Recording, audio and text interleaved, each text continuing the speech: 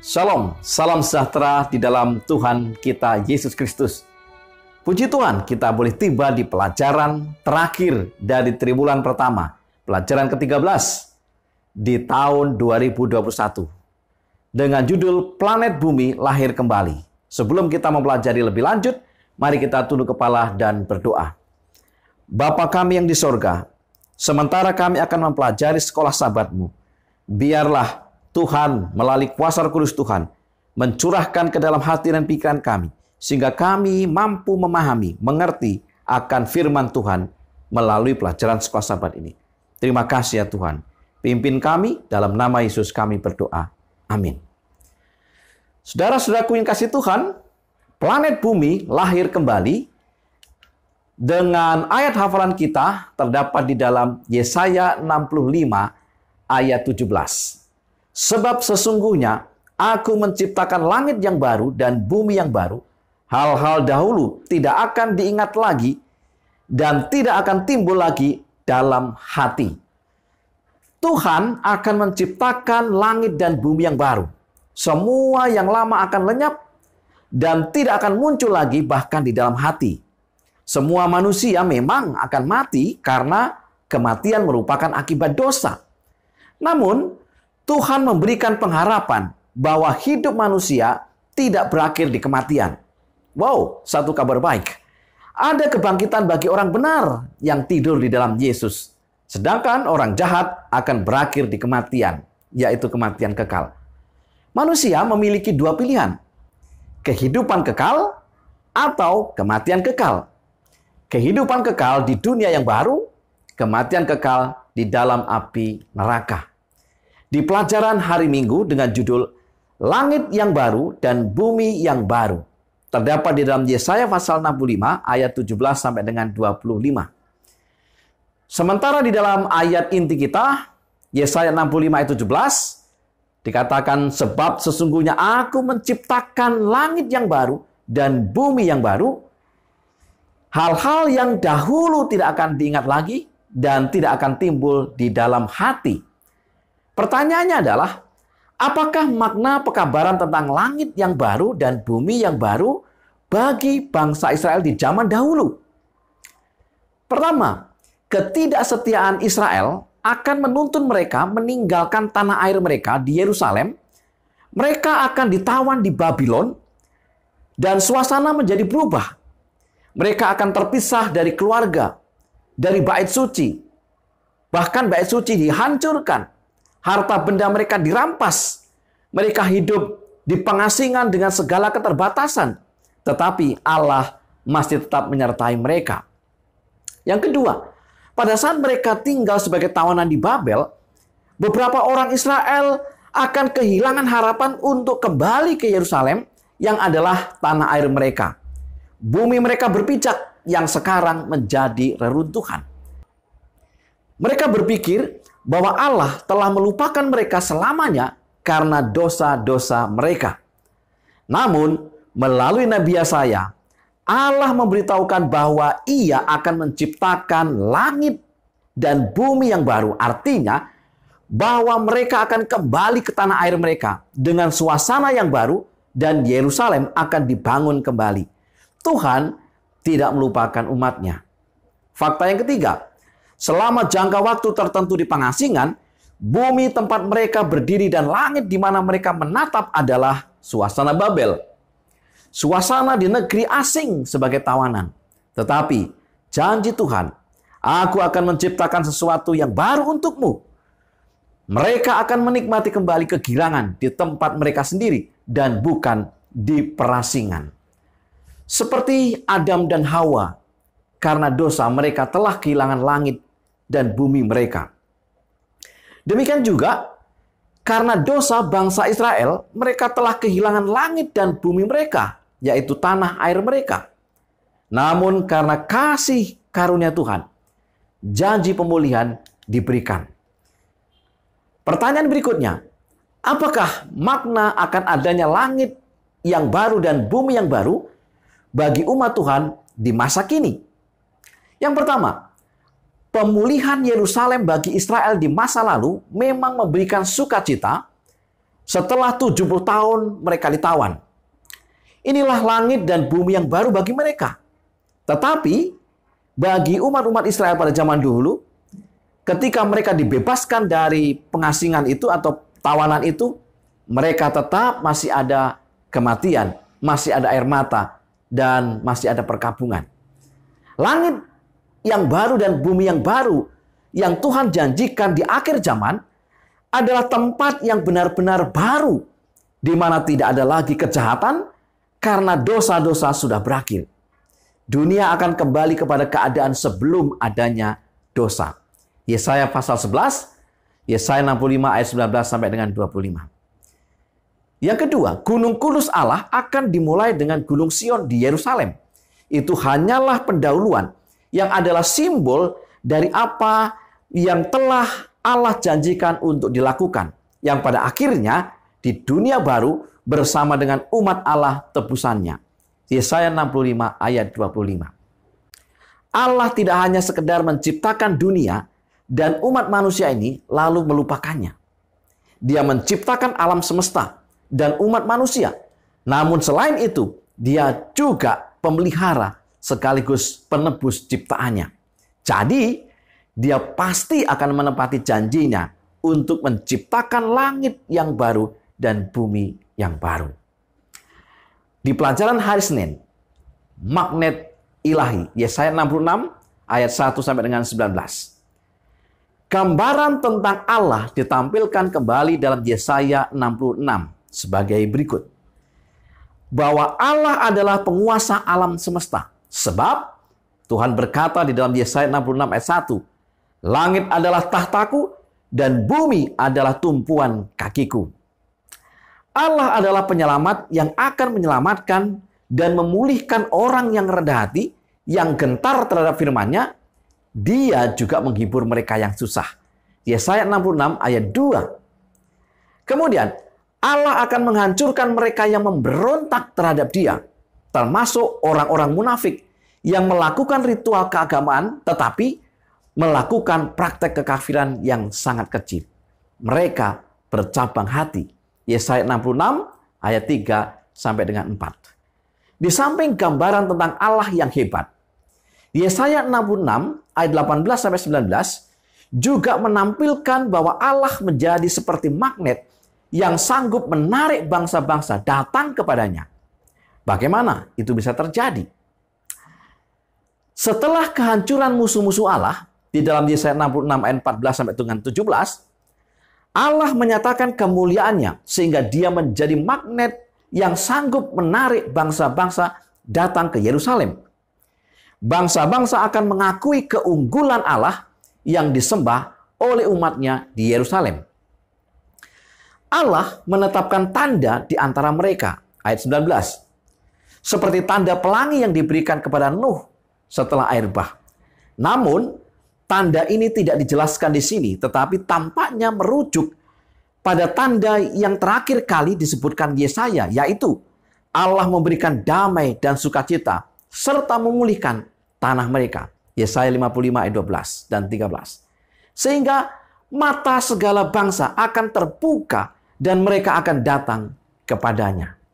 Yesaya 66 ayat 18 sampai dengan 19. Firman Tuhan berkata, aku mengenal segala perbuatan dan rancangan mereka. Dan aku datang untuk mengumpulkan segala bangsa dari semua bahasa. Dan mereka itu akan datang dan melihat kemuliaanku. Aku akan menaruh tanda di tengah-tengah mereka. Dan akan mengutus dari antara mereka orang-orang yang terluput kepada bangsa-bangsa. Yakni Tarsis, Pul dan Lut, ke Mesek dan Ros, ke Tubal dan Yawan, ke pulau-pulau yang jauh yang belum pernah mendengar kabar tentang aku dan yang belum pernah melihat kemuliaanku, supaya mereka memberitakan kemuliaanku di antara bangsa-bangsa. Saudara sekalian, di pelajaran hari Selasa, misionaris dan pemimpin ibadah, kitab Yesaya juga menyampaikan tema tentang jangkauan misionaris yang begitu jelas. Di dalam Yesaya 66 ayat 19 sampai dengan 20 dikatakan, aku akan menaruh tanda di tengah-tengah mereka dan akan mengutus dari antara mereka orang-orang yang terluput kepada bangsa-bangsa. yakni Tarsis, Pul dan Lut, ke Mesek dan Ros, ke Tubal dan Yawan, ke pulau-pulau yang jauh yang belum pernah mendengar kabar tentang aku, dan yang belum pernah melihat kemuliaanku, supaya mereka memberitahukan kemuliaanku di antara bangsa-bangsa. Mereka itu akan membawa semua saudaramu dari antara segala bangsa sebagai korban untuk Tuhan di atas kuda dan kereta dan di atas usungan, di atas bagal dan unta betina yang cepat, ke atas gunungku yang kudus, ke Yerusalem. Firman Tuhan, sama seperti orang Israel membawa korban dalam wadah yang tahir ke dalam rumah Tuhan. Pertanyaannya adalah, siapakah para misionaris ini dan bagaimanakah aktivitas mereka? Mereka adalah orang-orang yang terluput dari kehancuran. Beberapa di antara mereka setelah kembali dari pembuangan, mereka pergi memberitakan Injil ke segala bangsa, yaitu kepada orang-orang yang tidak mengenal Allah.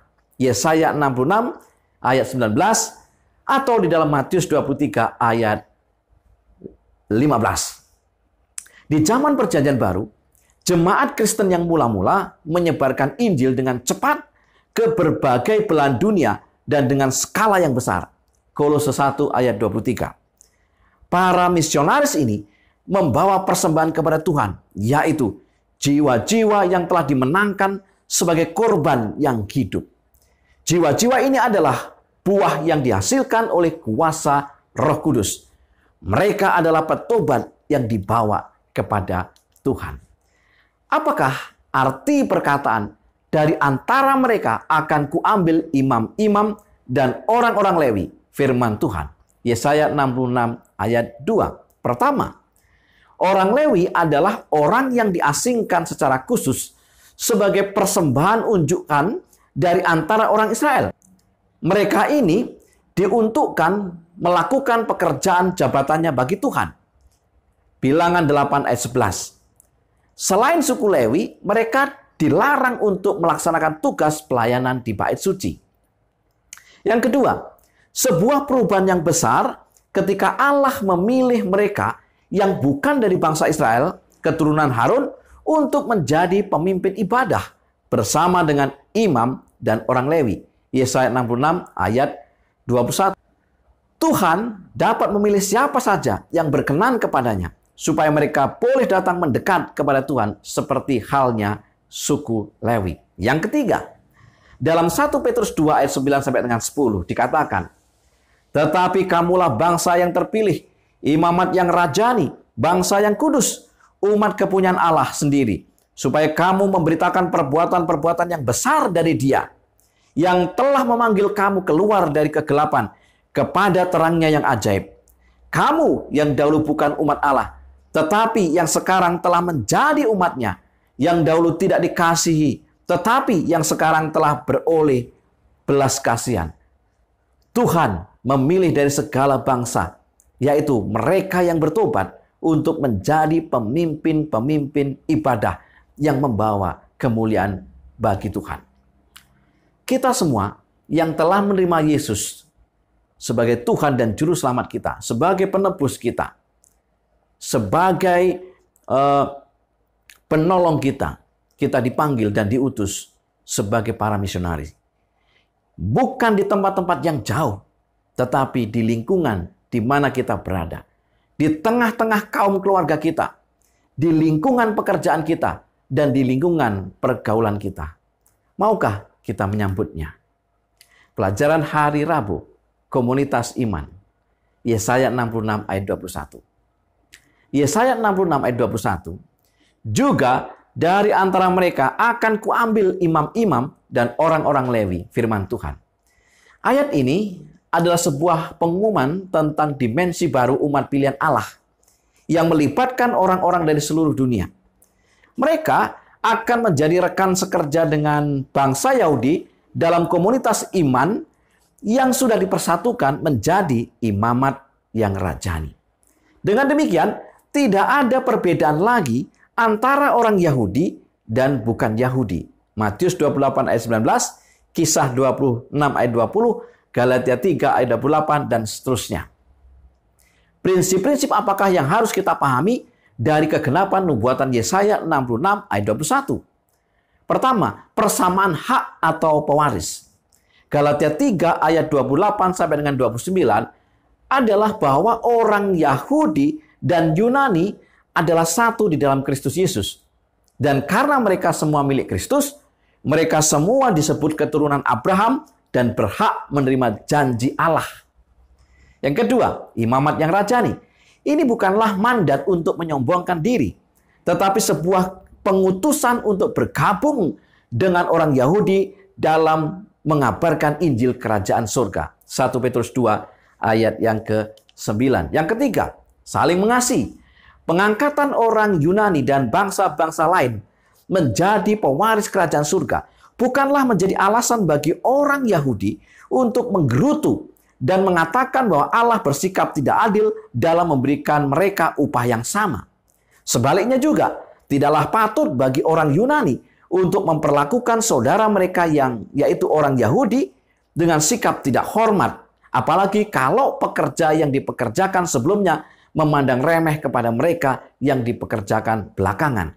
Matius 20 ayat 1 sampai dengan 16. Yang keempat, kerendahan hati. Orang Yahudi adalah yang pertama dipercayakan firman Allah. Roma 3 ayat 2. Mereka menjadi saluran pernyataan Allah. Karena itu Paulus menulis kepada orang Yunani di dalam Roma 11 ayat 17 sampai dengan 18. Karena itu, apabila beberapa cabang telah dipatahkan dan kamu sebagai tunas liar telah dicangkokkan di antaranya dan turut mendapat bagian dalam akar pohon zaitun yang penuh getah, janganlah kamu bermegah terhadap cabang-cabang itu. Jikalau kamu bermegah, ingatlah bahwa bukan kamu yang menopang akar itu, melainkan akar itu yang menopang kamu. Dalam terang salib, dalam terang amanat pemberitaan Injil, sikap elit yang berbasis kerohanian, merasa super di dalam kerohanian, atau eknit sangat tidak berkenan di pemandangan Allah. Bila ada yang telah masuk dalam lingkaran tersebut, bertobatlah dan keluarlah daripadanya. Di pelajaran hari Kamis, demikianlah keturunanmu dan namamu akan tinggal tetap. Yesaya 66 ayat 22 sampai dengan 24.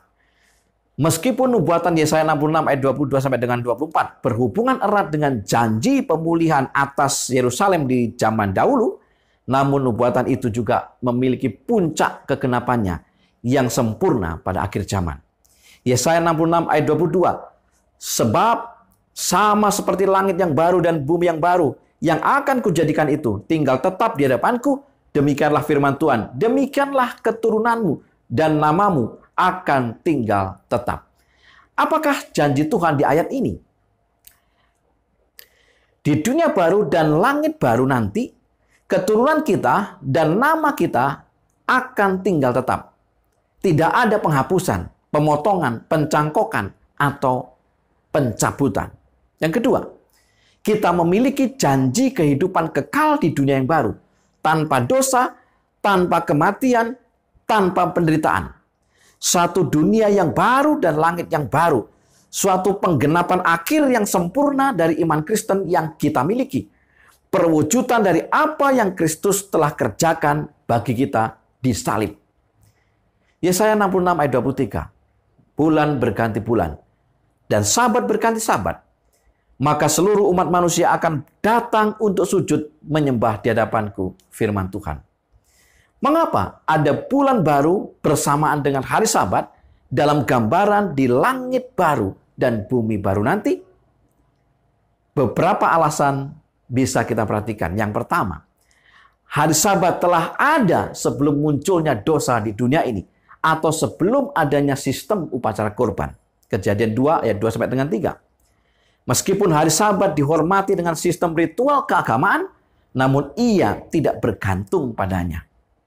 Perayaan Sabat akan berlanjut hingga periode pemulihan, yaitu sampai periode dunia baru.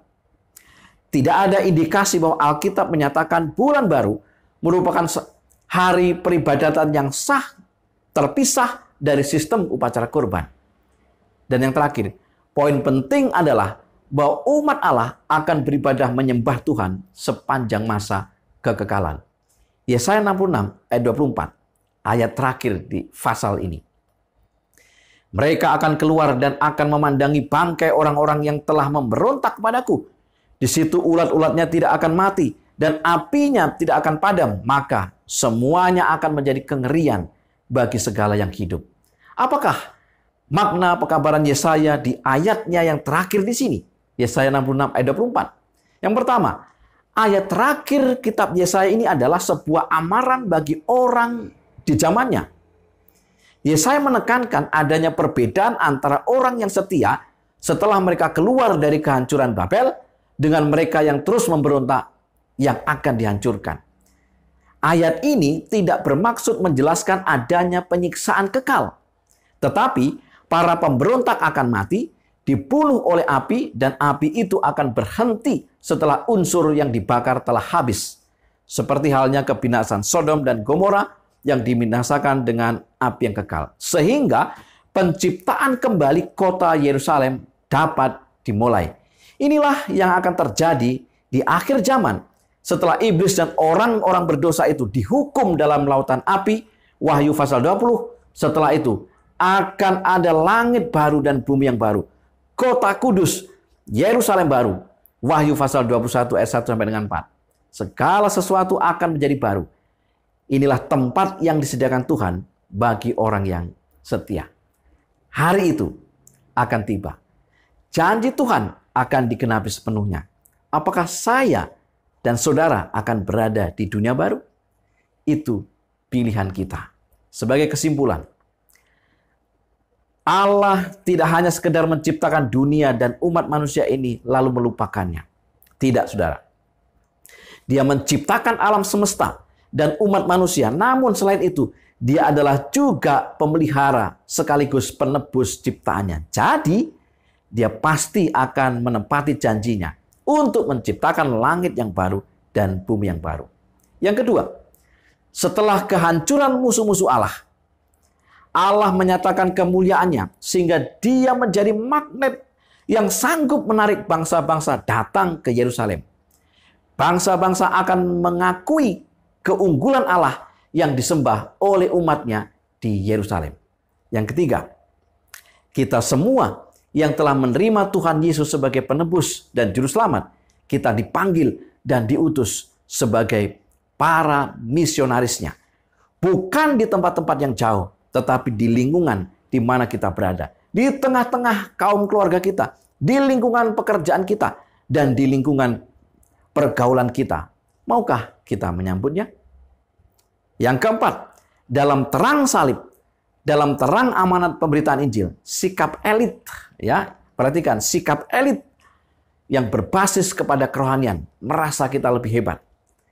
Kita harus hilangkan itu, karena Allah tidak berkenan akan hal itu. Bila ada yang telah masuk dalam lingkaran seperti itu, mari kita bertobat dan meninggalkan akan hal tersebut. Dan yang terakhir, di dunia baru dan langit yang baru nanti, keturunan kita, nama kita akan tinggal tetap. Tidak ada penghapusan, tidak ada pemotongan, tidak ada pencangkokan atau pencabutan. Sungguh luar biasa. Mari kita tunduk kepala dan berdoa. Bapa di surga, terima kasih untuk pelajaran sekolah Sabat ini. Sekali lagi kami mohon agar Engkau curahkan kuasa Roh Kudus Tuhan, supaya kami mengerti dan kami memahami. Dan pelajaran ini akan membangun iman kami semakin kuat. Terima kasih ya Tuhan, di dalam nama Yesus kami berdoa. Amin. Saudara-saudaraku yang kasih Tuhan, biarlah pelajaran sekolah Sabat ini akan menjadi penolong bagi kita, menuntun kita untuk mempelajari lebih sungguh-sungguh lagi. Dan bila mana kita mendapatkan berkat, bagikan video ini. Terima kasih, selamat belajar, selamat Sabat, Tuhan memberkati kita.